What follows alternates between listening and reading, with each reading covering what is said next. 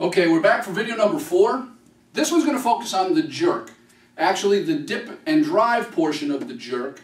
Again, the jerk is a pretty complicated move, and there are a couple of things that can go wrong, and there's different phases. The phase that I'd like to really work on today is what happens during your dip and drive to launch the bar over your head. Typically, what you'll see when people take the bar and begin the dip and drive is that they don't tend to keep their chest up when they're doing their dip. And that leads to a whole host of problems that we're going to talk about. So let me just show you what it should look like when you do it correctly, and then we'll go over a couple of the things that you can look for in the beginners that might go wrong. So here we have the bar in our rack position, elbows up. Now typically what I'd like to see is that before you begin your jerk, you inflate your chest and bring your collarbones up so that your entire core is solid.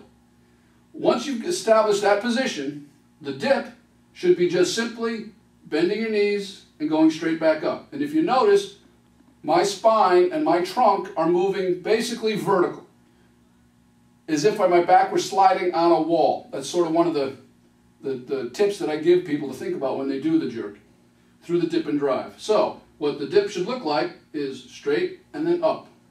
And then what you can do with that is it turns into a solid jerk. However, there's two things that I see commonly. There's a couple of other things, but there's two common mistakes that I see when doing the dip and drive with the beginners. Typically what I'll see is what I call a dip. So while they begin their dip and drive, they're either going to dip forward with their upper body, which sets the whole situation off biomechanically. The bar is going to be launched out in front. You're not going to get as much power, so you cannot tip. I'm sorry, I meant tip, not dip. So during that dip and drive, what we'll see is a tip forward of the trunk, or I'll see the whole trunk stay vertical, but it will drift forward into the fronts of your feet. This is what it will look like. So here's a tip, and then here's a drift. Either one of those puts the weight into the fronts of your feet. Now this is one of the few times in sports where you're going to hear me say, get in your heels. Because in order to have the bar launched correctly, you want to keep your weight in your heels so that the bar goes straight up. It makes it a lot easier to get through the window and accept and receive the bar over your head. So what you want to look out for is, during that dip, a big tip or a drift. The drift is a little trickier to see, and sometimes you'll see a drift in a tip, which is really bad. And very rarely will those lifts end up working. So let's take a look at Michael while he tries to do a jerk.